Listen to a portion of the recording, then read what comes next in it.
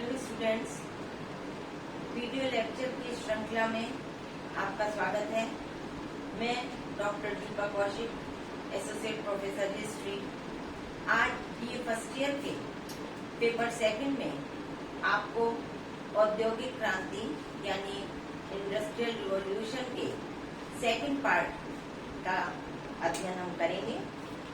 इससे पूर्व वाले वीडियो में मैंने आपको औद्योगिक क्रांति के कारण और साथ ही साथ कि इंग्लैंड में औद्योगिक क्रांति सबसे पहले क्यों हुई, उन पर हमने चर्चा की। अब औद्योगिक क्रांति के परिणाम स्वरूप सामाजिक, राजनीतिक, आर्थिक जगत में क्या परिवर्तन हुए, आज का हमारा चर्चा का विषय यही है। यहाँ पर मैंने औद्योगिक क्रांति के परिणाम पॉइंट वाइज लिख दिए हैं।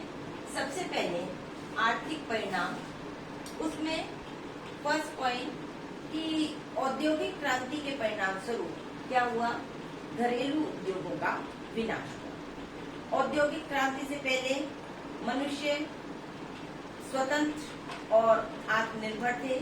छोटे छोटे उद्योग घरों में स्थापित कर लेते थे और संपूर्ण परिवार मिलकर किसी एक वस्तु के निर्माण में अपना सहयोग किया करता था। लेकिन औद्योगिक क्रांति के होने से ये घरेलू उद्योग जो है उनका विनाश हो गया। अब बड़े कारखानों की स्थापना होने लगी। बड़े कारखानों की स्थापना का कि प्रारंभ में लोगों ने जब पूंजी लगाई, छोटे छोटे कारखाने स्थापित किए गए। लेकिन क्योंकि उद्योगों में मशीनों के द्वारा कार्य संचालित किया जा रहा था, बड़े पैमाने पर उत्पादन होने लगा, तो लोगों को ये लगने लगा, जो व्यापारी थे उन्हें ये लगने लगा कि क्यों ना ज्यादा पूंजी लगाकर बड़े उद्योग स्थापित किए जाएं, बड़ी औद्योगिक इकाई स्थापित की जाए, जिससे कि उन्हें लाभ भी ज्यादा मिले। साथ ही साथ विशेषता का विकास। अब जो इंडस्ट्रीज लगाई जा रही थी, जो फैक्ट्रीज लगाई जा रही थी, उनमें क्या हुआ, विशेषता का विकास होने लगा। कि जो फैक्ट्री लगाई जाती थी उसमें न केवल श्रमिक होते थे, बल्कि सुपरवाइजर, उनसे ऊपर के स्तर के मैनेजर और अन्य प्रमुख लोग कार्य करते थे, जो कि इसमें पूंजी लगाते थे। और साथ ही साथ अब ये होने लगा कि उन फैक्ट्रीज में किसी फैक्ट्री में किसी एक पुर्जे का निर्माण होता था। जैसे कि यदि हम उदाहरण स्वरूप देखें कि यदि गाड़ी का निर्माण होना है तो किसी में गाड़ी की बॉडी का निर्माण हो रहा है, किसी में बैटरी का निर्माण हो रहा है, किसी में पहियों का निर्माण हो रहा है, किसी में अन्य चीजें बनाई जा रही हैं। तो प्रत्येक फैक्ट्री जो थी उसमें वो विशेष वस्तु बनने लगी, जिसका परिणाम क्या हुआ, लोगों की कार्यकुशलता में वृद्धि हुई, श्रम विभाजन होने लगा कि जो जिस कार्य में कुशल था वो उस कार्य को करने लगा, जिससे विशेषता का विकास हुआ। और साथ ही फैक्ट्री अधिनियम के अंतर्गत लोग कार्य करने लगे। नए नगरों का विकास हुआ। जब फैक्ट्री स्थापित होने लगी तो फैक्ट्री स्थापित करने के लिए शहर से बाहर, जहाँ पर पूरा बड़ा एरिया हो, जहाँ पर बहुत ज्यादा लोग निवास न करते हों, ऐसे स्थानों का चयन किया जाने लगा, जिसके कारण इंग्लैंड और जो अन्य यूरोपियन देश थे उनमें बड़े औद्योगिक नगर बसाए जाने लगे। क्योंकि जो श्रमिक वर्ग था वो उन नगरों के आसपास ही रहने का प्रयास करता था, जिससे कि उनकी गतिशीलता प्रभावित न हो। तो लीड्स, मैनचेस्टर जैसे जो शहर हैं उनका निर्माण हुआ। नेक्स्ट, राष्ट्रीय बाजारों को संरक्षण। जब उद्योग दिन प्रतिदिन बढ़ने लगे तो उसका परिणाम क्या हुआ कि प्रत्येक राष्ट्र जो था वो अपनी राष्ट्रीयता और राष्ट्र में उत्पादित होने वाली चीजों को संरक्षण देने का प्रयास करने लगा।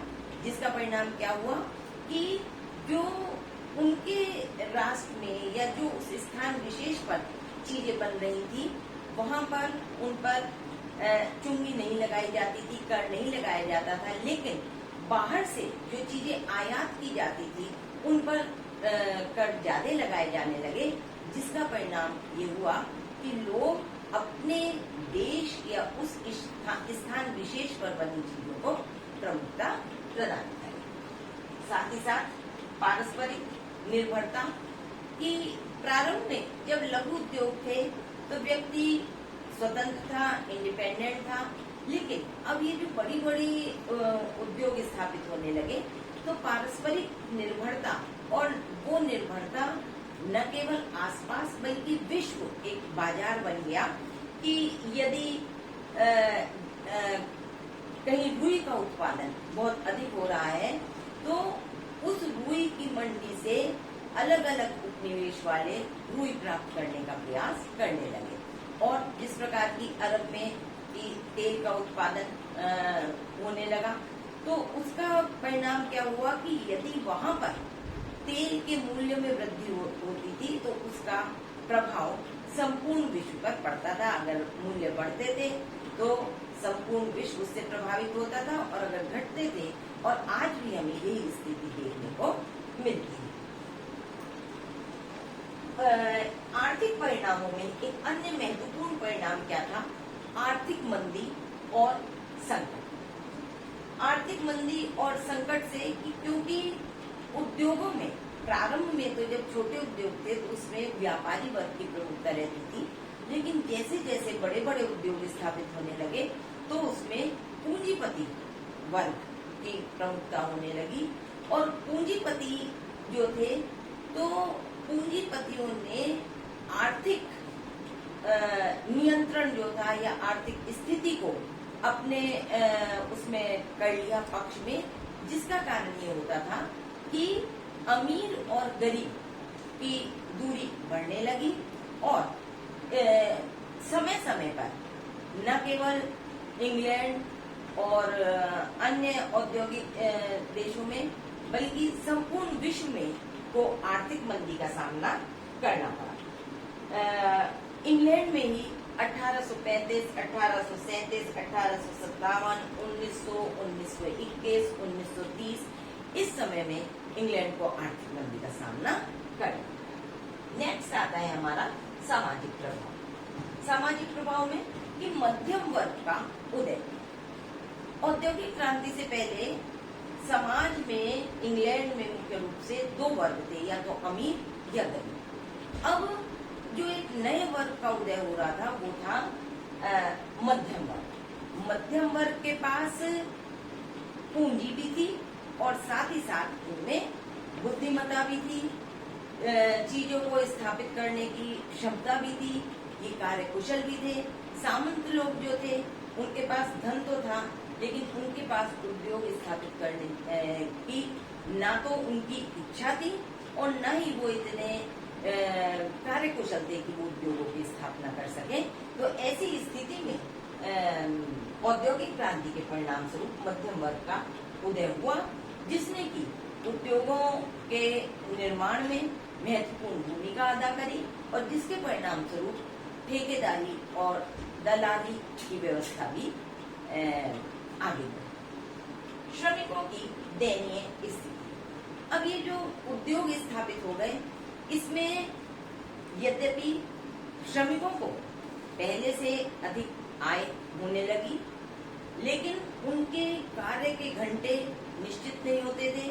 उनसे 12-12, 15-15 घंटे काम लिया जाता था, और न केवल उन श्रमिकों से बल्कि उनके स्त्री और बच्चे भी कारखानों में छोटे छोटे कार्य करा करते थे, और वो भी कम से कम 7-7, 8-8 घंटे का कार्य करा करते थे। और उन्हें कार्य करने के लिए उनकी सुरक्षा की कोई व्यवस्था, क्योंकि अभी कोई ऐसा फैक्ट्री अधिनियम नहीं बनाया गया था जिसमें कि श्रमिकों की कुशल सुरक्षा का ध्यान रखा जाए। जो फैक्ट्रीज में स्थिति होती थी वो भी इतनी पॉजिटिव नहीं होती थी या इतनी रिलायबल नहीं होती थी, कि जिससे श्रमिकों की कल्याण की बात हो, तो श्रमिकों की स्थिति दिन प्रतिदिन दयनीय होने लगी और बच्चों से भी जो कार्य कराए जाते थे वो भी सुरक्षा की दृष्टि से पूर्ण रूप से सुरक्षित नहीं थे। संयुक्त परिवार प्रथा छिन्न भिन्न होने लगी, क्योंकि फैक्ट्रीज जो थी वो शहरों से दूर स्थापित की जाती थी और श्रमिकों का ये प्रयास रहता था कि वो फैक्ट्री क्षेत्र के आसपास ही अपना निवास स्थान बनाए, वहां पर ही वो चाहे झुग्गी झोपड़ी डालकर रहे, जिसका परिणाम क्या हुआ कि अभी तक जो संयुक्त परिवार प्रथा, एक ही परिवार में लोग रह रहे थे, कई कई पीढ़ियां एक साथ रह रही थी, वो छिन्न भिन्न होने लगी और परिवार एकाकी होने लगे और श्रमिक लोग अपने परिवार के साथ फैक्ट्री की ओर, शहरों की ओर बढ़ने लगे, अपने गांव छोड़कर, जिसके कारण क्या हुआ कि उनकी गतिशीलता में वृद्धि हुई, लेकिन संयुक्त परिवार प्रथा टूटने लगी। अनैतिकता का विकास और जन स्वास्थ्य की समस्याएं। अब अनैतिकता की, जैसे लोगों के पास जब पैसा आ गया, जो लोग पैसा जिनके पास ज्यादा आ गया वो मद्यपान, जुआ वगैरह खेलने लगे, जिससे समाज में अनैतिकता और भ्रष्टाचार बढ़ने लगा। साथ ही साथ श्रमिकों के जन स्वास्थ्य की समस्याएं, क्योंकि ये लोग जिन स्थानों पर रहते थे, प्रारंभ में जब फैक्ट्री स्थापित की गई उस समय सफाई का बहुत अधिक ध्यान नहीं रखा जाता था, ना उन बस्तियों में सफाई की व्यवस्था होती थी, तो वो लोग छोटी छोटी झुग्गी झोपड़ी में रहते थे, जहाँ पर ना प्रॉपर हवा थी, ना पानी था, ना रोशनी की व्यवस्था थी और क्योंकि उनकी परिस्थितियां इस प्रकार की थी, एक एक स्थान पर बहुत बहुत लोग रहा करते थे, जिसके कारण जन स्वास्थ्य की समस्याएं दिन प्रतिदिन बढ़ने लगी। शिक्षा के प्रति जागरूक और धीरे धीरे ये महसूस होने लगा कि ये जो समस्याएं हैं जो कि दिन प्रतिदिन बढ़ती चली जा रही हैं, तो उसमें के लिए शिक्षा अनिवार्य है, न केवल बच्चों के लिए बल्कि फैक्ट्रीज में जो कार्य कर रहे हैं उनके लिए भी शिक्षा होनी चाहिए। इसलिए कुछ जो विचारशील लोग थे उन्होंने शिक्षा के प्रति जागरूकता दिखाई और स्थान स्थान पर स्कूल बनाए जाने लगे, जिसके कारण व्यक्ति जो है वो अपने बच्चों को, अपने परिवार के अन्य सदस्यों को समुचित शिक्षा प्रदान कर सके।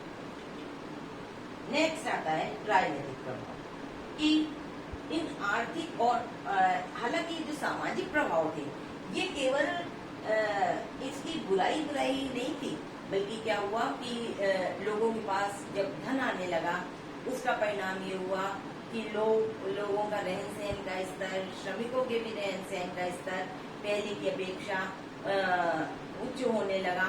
वो अपना धन जो है वो अपने रहन सहन के अलावा मनोरंजन पर भी व्यतीत करने लगे। साथ ही साथ ये छोटे छोटे नाटक और स्थान स्थान पर मनोरंजन के लिए अन्य कार्यक्रम होने लगे, जिससे कि वो अपना मनोरंजन किया करते थे। तो लोगों का जो सामाजिक जीवन था उसमें एक परिवर्तन आया, वो अच्छे वस्त्र पहनने लगे, अच्छे घर बनाने लगे।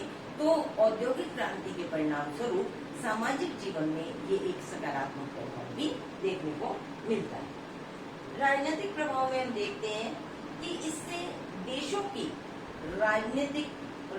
में राजनीतिक सुदृढ़ता की स्थिति आई। कि इससे पहले क्या था कि लोग धार्मिक विवाद, अंधविश्वास, रूढ़िवादिता इनमें उलझे हुए थे, लेकिन अब जैसे जैसे औद्योगिक विकास हुआ, धर्म सुधार आंदोलन हुए, पुनर्जागरण हुए, तो देशों की जो राजनीतिक सुदृढ़ता थी, जो देश थे वो अपने सीमाओं को सुदृढ़ करने के लिए, अपनी स्थिति को आर्थिक रूप से सुदृढ़ करने के लिए, साथ ही साथ फैक्ट्रीज में जो काम कर रहे हैं उन्हें वो अपने राजनीतिक अधिकारों के प्रति जागरूक होने लगे। हालांकि कि हम देखते हैं कि इंग्लैंड में औद्योगिक क्रांति हुई, लेकिन श्रमिकों को राजनीतिक जो अधिकार सबसे पहले प्राप्त हुए वो अमेरिका में प्राप्त हुए, तत्पश्चात इंग्लैंड में प्राप्त हुए। लेकिन धीरे धीरे ये प्रक्रिया प्रारंभ हो गई और जो देश थे उनमें राजनीतिक सुदृढ़ता आने लगी। औपनिवेशिक प्रतिस्पर्धा में वृद्धि। जब बड़े बड़े उद्योग स्थापित किए गए तो उद्योगों की स्थापना के साथ साथ उद्योगों में लगाने के लिए कच्चे माल की आवश्यकता थी और कच्चे माल के जो स्रोत थे वो मुख्य रूप से जो आर्थिक रूप से थोड़े पिछड़े देश थे वहां पर कच्चा माल काफी अधिक मात्रा में उपलब्ध था। तो इंग्लैंड, अमेरिका, तत्पश्चात फ्रांस, बेल्जियम, पुर्तगाल, स्पेन, ये लोग क्या है, इनमें औपनिवेशिक प्रतिस्पर्धा की आसपास के क्षेत्रों में अपने उपनिवेश स्थापित करने और उन उपनिवेशों से कच्चा माल प्राप्त करने और साथ ही तैयार माल के लिए बाजार भी उन्हें चाहिए थे। तो इसलिए ये औद्योगिक क्रांति के परिणाम स्वरूप हम देखते हैं कि औपनिवेशिक प्रतिस्पर्धा में वृद्धि हुई। विदेश नीति में परिवर्तन आया। विदेश नीति में परिवर्तन भी कि लोग न केवल अपने तक ही सीमित रहे बल्कि अन्य देशों के साथ भी उन्होंने अपने संबंधों को मधुर किया, जिससे कि उन्हें बाजार उपलब्ध हो सके और उन्हें अपने जो उत्पादित वस्तु है उसका अधिक से अधिक मूल्य और वो अधिक वॉल्यूम में विदेशों में जा सके। मध्यम वर्ग का राजनीतिक उत्कर्ष, ये हमने सामाजिक प्रभावों में भी देखा था कि अब मध्यम वर्ग जो था उसमें राजनीतिक उत्कर्ष की भावना आ गई। उन्हें ये लगने लगा कि न केवल धन बल्कि राजनीति में उन्हें भी महत्वपूर्ण स्थान दिया जाना चाहिए। तो वो लोग भी अपने राजनीतिक अधिकारों के लिए संघर्ष करने लगे और इस संघर्ष में आगे चलकर उन्हें इसमें सफलता भी मिली। श्रमिकों का संघर्ष और समाजवादी विचारधारा का उदय। श्रमिक जो थे वो यद्यपि उनकी स्थिति, पहले वो कृषि कार्य कर रहे थे या घर पर छोटे छोटे उद्योग स्थापित थे, लेकिन वहां पर वो संतुष्ट थे। अब उद्योगों, बड़े बड़े उद्योगों में, बड़ी बड़ी फैक्ट्रीज में जब वो कार्य करने लगे तो वहां पर उन्हें जितना वो कार्य कर रहे थे उन्हें लगता था कि उन्हें उसके बदले में पारिश्रमिक नहीं मिल रहा है। इस श्रमिकों की स्थिति को देखते हुए रॉबर्ट हॉक हैं, उन्होंने श्रमिकों के विरुद्ध उन्हें अधिकार दिलाने का प्रयास किया। उनकी जो कार्य करने की स्थिति थी उनकी को अधिक से अधिक सुविधाएं दिलाने, साथ ही साथ कि यदि जो उनकी मांग है वो संगठित होकर मिल मालिकों के सामने अपनी मांग रख सकें और साथ ही साथ इसके अलावा उन्हें कुछ राजनीतिक शक्तियां भी प्राप्त हों। हम देखते हैं कि इंग्लैंड में इसी क्रम में चार्टिस्ट आंदोलन का भी क्या कहना चाहिए, चार्टिस्ट आंदोलन चलाया गया। हालांकि चार्टिस्ट आंदोलन बहुत अधिक सफल नहीं हो पाया। अब जहां तक समाजवादी विचारधारा की बात है, इस विचारधारा को मूर्त रूप देने में जर्मन समाजवादी कार्ल मार्क्स और फ्रेडरिक एंगल्स का नाम मुख्य रूप से आता है। कार्ल मार्क्स ने अपनी पुस्तक दास कैपिटल में श्रमिकों के हितों के लिए बहुत सारी बातें कही और साथ ही कार्ल मार्क्स एक ऐसे समाज की स्थापना करना चाहते थे जो कि वर्ग विहीन हो कि जहां पर हर एक व्यक्ति काम करने वाला हो। जब हर व्यक्ति काम करेगा तो हर एक को उसके कार्य के अनुसार पारिश्रमिक दिए जाए। वो ये चाहते थे कि पूंजीपति और श्रमिक के बीच का जो मतभेद है वो समाप्त होना चाहिए और एक वर्ग विहीन समाज की स्थापना की जानी चाहिए। तो उनकी इस विचारधारा से समाजवादी विचारधारा जो है उसे बहुत अधिक बन गई। तो इस प्रकार हम देखते हैं कि औद्योगिक क्रांति के परिणाम स्वरूप आर्थिक उन्नति हुई इंग्लैंड में, और जितने भी यूरोपियन देश थे ये आर्थिक उन्नति हुई। जो बीच का काल था वो संक्रमण काल था, जिसमें कि कुछ कठिनाइयां सामने आई, लेकिन जब भी किसी नए कार्य की शुरुआत होती है उसमें कठिनाइयां आती हैं, उन पर विजय प्राप्त कर ली गई। धीरे धीरे श्रमिकों के हित के लिए भी लोग जो मिल मालिक थे वो भी सोचने लगे, और साथ ही लोगों में भी राजनीतिक जागरूकता आई। जैसे कि इंग्लैंड के उदारवादी जो नेता थे वो भी श्रमिकों के हित के लिए कार्य करने लगे। तो इस प्रकार हम देखते हैं कि औद्योगिक क्रांति के परिणाम स्वरूप संपूर्ण विश्व एक उसमें बन गया, और जिसके कुछ नकारात्मक परिणाम हुए, लेकिन समय के साथ साथ इसके बहुत सारे सकारात्मक परिणाम भी देखने को आए। लोगों के मध्य दूरियां समाप्त हो गई, यातायात के साधनों का विकास होने लगा, जिसके कारण एक स्थान से दूसरे स्थान पर सामान का पहुंचना और बाजारों का विस्तार। इसके साथ ही हमारे लेक्चर यहीं पर खत्म होता है। Thank you.